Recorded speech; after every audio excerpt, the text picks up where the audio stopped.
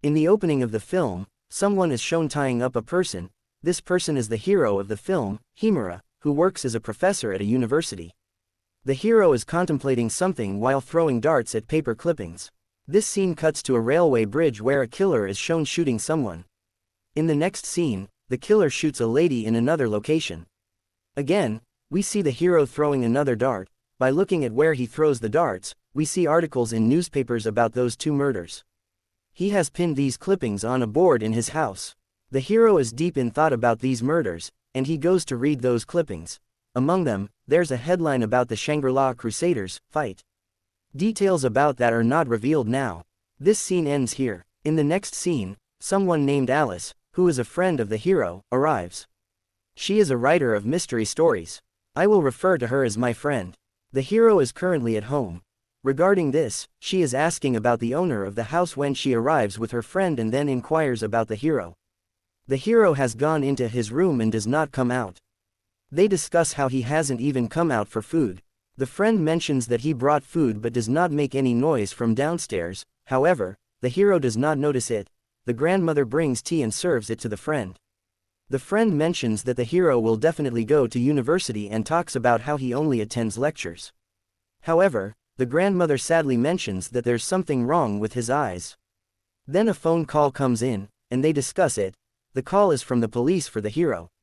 Because of this situation, the friend decides to pick up the receiver to speak to him. Meanwhile, the hero comes and picks up the phone to talk. We do not see what they are discussing on the call. After saying, "Okay," the hero cuts off the call. The friend looks at him and asks why he came here. The hero expresses concern about him being worried because he came here due to that reason. The friend replies that he has never said no to anything before and asks if he can come to an investigation meeting. Then it seems like a call from police regarding help for him. It appears that he has come to seek assistance from Sankar. The friend asks why he should go there and looks at him with curiosity. The hero takes off his coat while saying that now Sankar will know what's happening with him. Both of them go to the police station now. They begin detailing who the hero is. He is a criminologist. In other words, he studies crimes and understands how they happen while explaining ways to prevent them through criminology education. In some difficult cases, the police seek the hero's help, as he is knowledgeable about such matters. Now, they are calling the hero to the police department regarding a case. Although he is a lecturer, investigating is his passion. When a call comes in from the department, he quickly gets ready and heads to the station with his friend.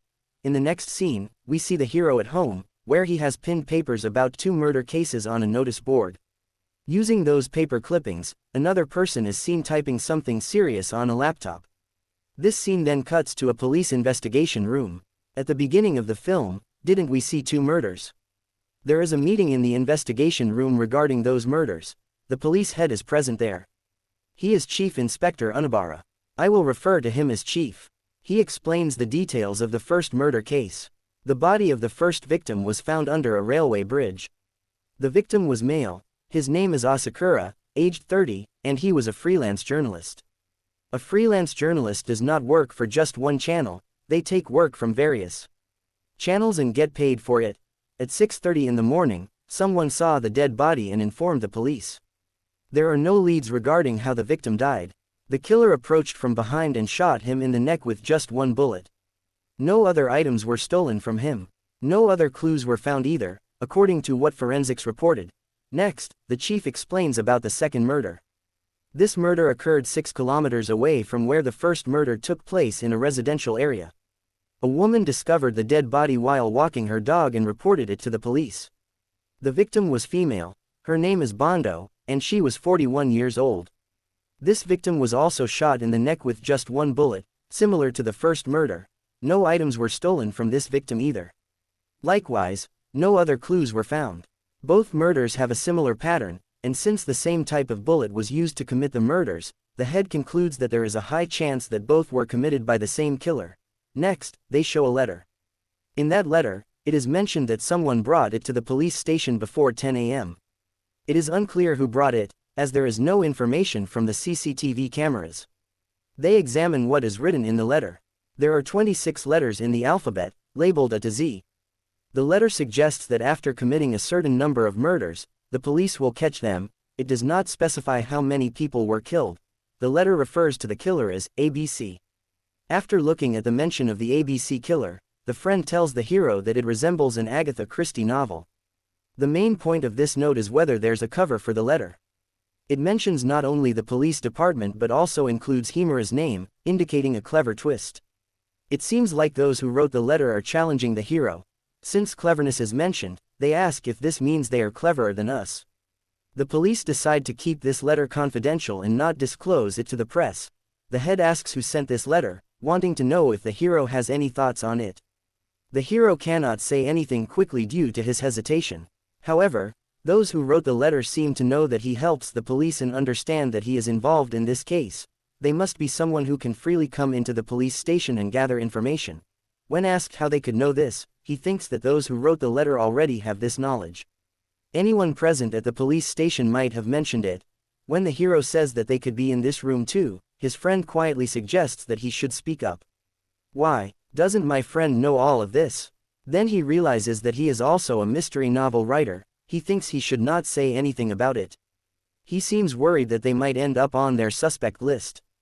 They ask the hero what he thinks about both murders and the letter. First, the friend mentions the ABC killer and introduces himself as a mystery novel writer. The letter seems to be a copy of Agatha Christie's novel, The ABC Murders. The friend briefly explains the story of that novel. In it, the killer commits murders in alphabetical order, where the first victim's name starts with A, and the location of the murder also starts with A. The second victim's name starts with B, as does the location of that murder. In this way, the serial killer in the novel murders people in alphabetical order. In these two murders, the first victim's name is Asakura, and he was killed at Anducho A. The second victim's name is Bando, and she was killed at Batucho B. They confirm that this is indeed in alphabetical order. The chief asks if, as mentioned in the novel, if the killer continues to murder in alphabetical order. The friend is not very confident about that. Recently, he notes this pattern has emerged. Then, the head asks how these murders will conclude in the novel and how far along the killer will go. He admits he doesn't remember because he read it a long time ago. Everyone laughs at this. The friend feels bad for asking all these questions. Then the hero begins to speak. Although there is logic in what his friend said about the novel, he thinks that it could also be coincidental that both murders happened this way. After all, a letter arrived at the police department only after these murders occurred. Even if this is regarded as a warning letter for police, it could also be sent by the killer himself.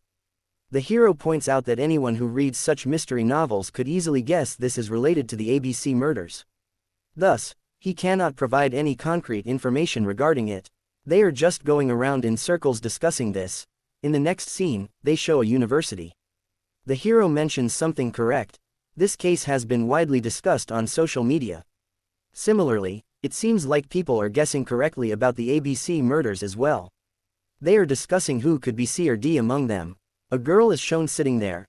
In the canteen, she refers to a book about the ABC murders and seems to be writing something down. Her name is Akemi. She is a student of the hero and a blogger who writes about crime cases happening in their area. It appears she is currently studying about the ABC murders as well. Then Akemi's friends arrive. They tell her that her class was cancelled because the hero was attending a meeting. Akemi asks her friends if they think this is related to the ABC murders. They respond that they believe so too. Thus, they reach some conclusions together. In another scene, they show a police station. After the meeting, everyone comes out, still discussing the case. The hero asks if there is any connection between the two victims, but the head replies that there is nothing significant. The hero thinks that since both victims were murdered by the same person, he believes that if he can find a link between them, it could lead to the next clue. Therefore, they should investigate the victims closely. The chief and head go to meet the press. When the hero and his friend arrive at the station, they notice someone typing rapidly on a laptop. That person is also present at the station. In the next scene, the hero and his friend are at the college canteen. Akemi is also there. The friend looks at Akemi and comments on how good her blogs are and that he has read them. Akemi thanks him and approaches the hero to ask about the murders. She inquires if this is related to her copy of the ABC Murders book, but when she asks about the hero's project, he deflects her question. At the station, as they observe, it seems that someone is following them. they notice that this person is Inaba, a journalist from a news channel. From now on, I will refer to him as a journalist. The journalist knows about Akemi but does not know who she is. He asks for her name while recalling that she had pinned an article about Shangri-La, that brings back memories. The journalist mentions that he wrote that article himself. He has some intriguing information to share with them. Akemi suggests they should not stay there and should leave since they are talking about older people. They start asking questions about the ABC killer. They also receive another letter regarding this matter. The journalist humorously asks if it mentions their names as well. He questions how they would know this information. He explains that those who frequently visit the police station often have access to many details before they are made public. They all agree that it is likely someone at the station is an informant, but they do not openly discuss it. The journalist states that since he directly questioned the hero about who wrote that letter, it implies he has been targeted by someone who knows him well. However, the hero does not take everything too seriously. The journalist seems to be looking for an answer but finds only a slight reaction from the hero. The journalist thinks that without revealing anything publicly, this information will eventually reach police authorities. In another scene, they show a police meeting room where another letter has arrived.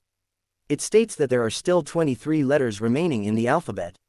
It warns them to stop quickly and mentions ABC killer, without addressing anyone specifically. It also includes Himura's name alongside the hero's. Since both letters have similar content, it confirms that only one person sent them, meaning it must be from the killer. Since all bullet markings match up with those in novels like the ABC murders, it suggests a connection among victims A, B, and C with respect to Shangri-La.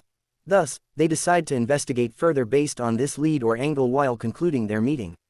The next day, they are going to investigate the ex-wife of victim C, whose name is Yuiko. She is a prominent percussionist.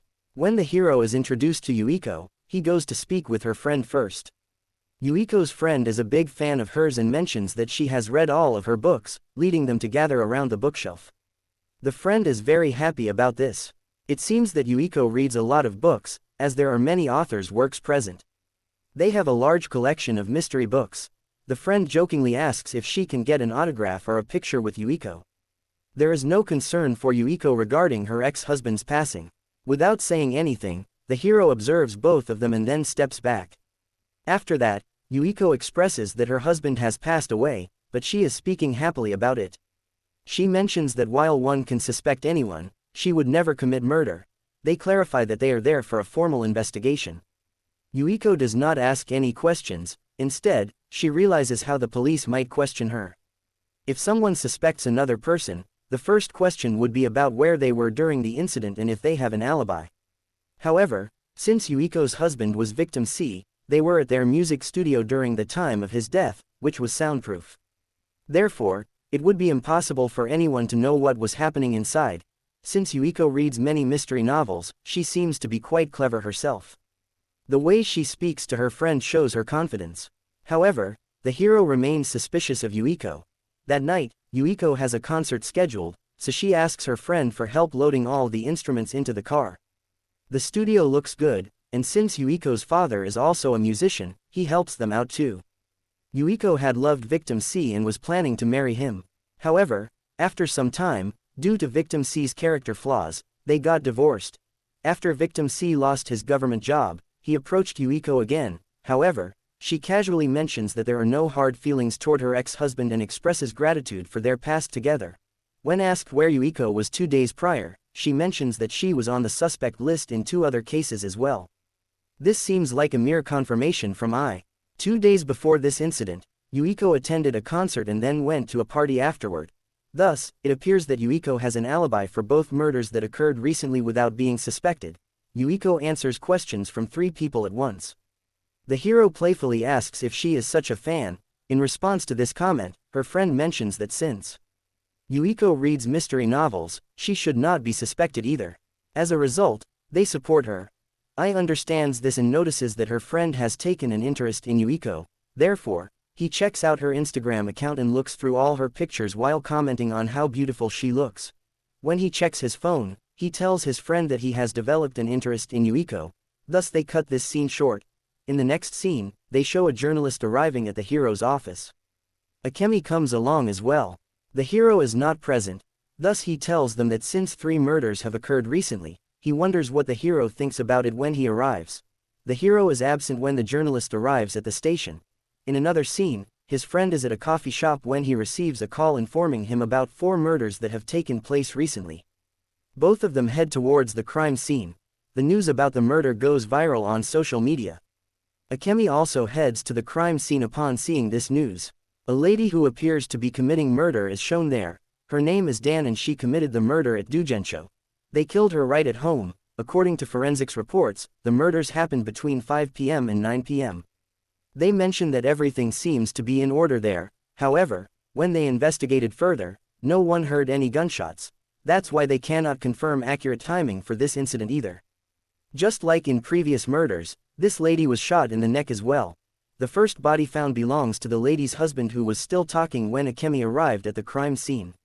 However, they cannot enter since security personnel are present inside. Hearing voices from within leads Akemi to tell them what's happening as she wishes to write a blog about it. The hero arrives and tells Akemi to remove her heels since no footwear should enter a crime scene while investigating. This is the husband of victim D, whose name is Kensaku Dan. He is a businessman. He discovered the body at around 10 p.m. after returning from a business trip and immediately called the police. There was no argument between the husband and wife, and there are no known enemies of the wife. The chief concludes that there is no connection between the husband and wife concerning the Shangri-La incident. So far, there has been a connection among the 3 victims, as they were all killed in alphabetical order, and they all have some link to the Shangri-La incident. Therefore, they think that the killer must have had a motive. However, in victim D's murder, only the letter D matches. Even if the killer used that pattern to commit murders, the question arises about what their motive was. The case is becoming quite confusing, and both the head and chief are concerned about how this will unfold. The hero remains silent while the chief asks for his opinion.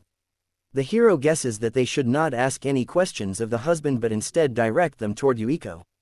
His friend and I are shocked by this suggestion, reminding him that Yuiko has a concert today. There seems to be a connection between Yuiko and the hero's suspicions regarding her involvement in today's concert. Since the concert is happening at one location and victim D was killed at another, his friend supports Yuiko. However, his friend also wonders if Yuiko knows about victim D's husband. The husband does not respond but hints at something significant by saying that he suspects an affair between his wife and Yuiko. The reason he states this so strongly is because when his friend checked Yuiko's Instagram account, he noticed something unusual. His friend noted how beautiful Yuiko looked, but when the hero checked her mobile phone, he saw a chain that Yuiko was wearing which resembled one belonging to another couple. The husband mentions that this could just be a coincidence. However, when the hero shows another picture where Yuiko is wearing a coat behind him, he points out that it looks like the coat belonging to her husband.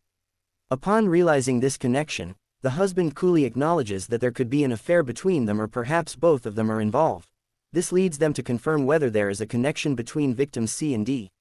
In other words, since victim C was Yuiko's ex-husband and victim D was his wife, it seems like victim D might have been killed by Yuiko.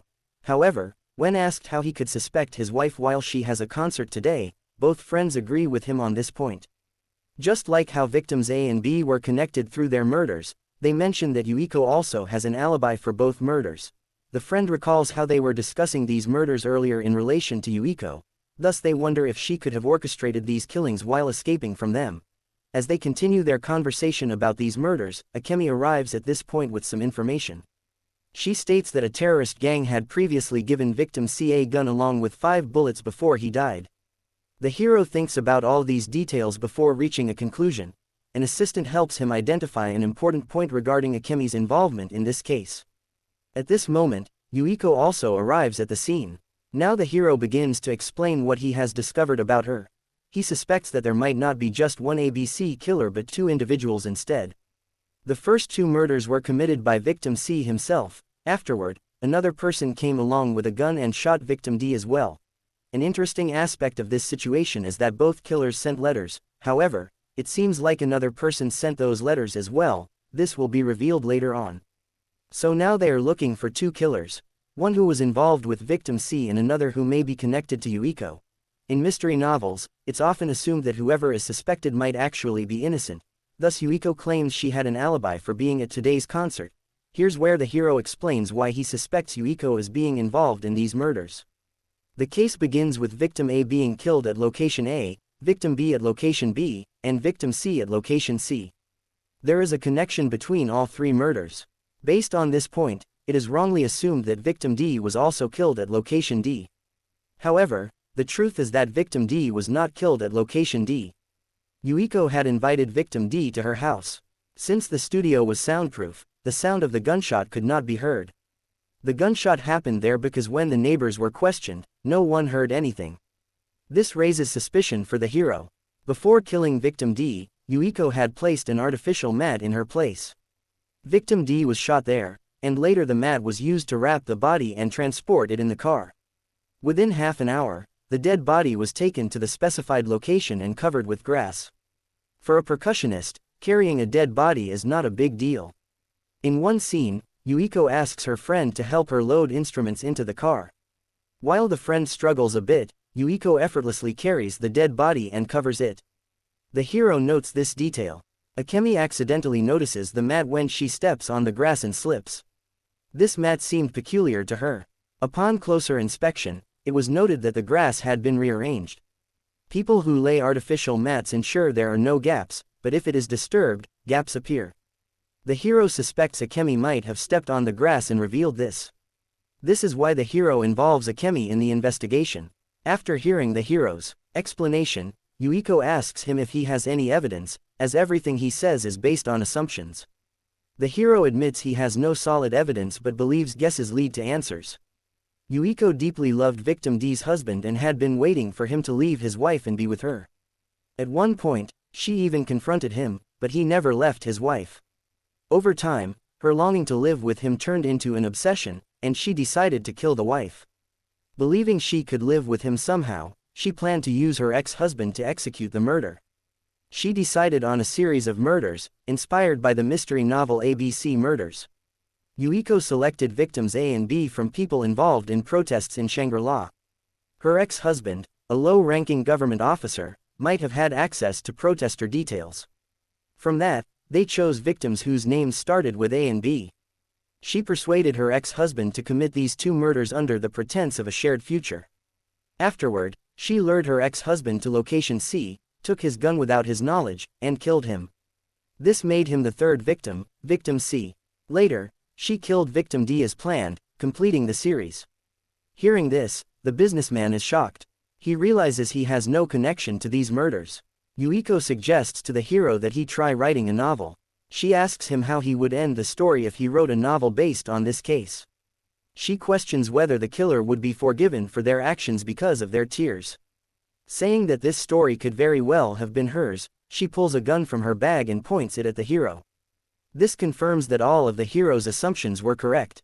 Now, the police have concrete proof as well. Without hesitation, Yuiko points the gun at her own head. But before she can press the trigger, the police intervene, overpower her, and arrest her. With this, the ABC killer case comes to an end. As the hero and his friend walk away from the crime scene, they notice a journalist standing nearby. The journalist approaches them and asks, "You've caught the killer, but do you know who sent the letter?" The hero had already mentioned during the first investigation meeting that the person who sent the letter had casually walked into the police station and taken part in the investigation. Using this clue, if suspects were shortlisted, only a very few names would remain. However, the hero says that even though he could figure out who committed such a childish and reckless crime, he has no interest in finding out. Saying this, he walks away. The clues the hero provided point towards the journalist, but the movie does not reveal their identity. And with that, the movie ends.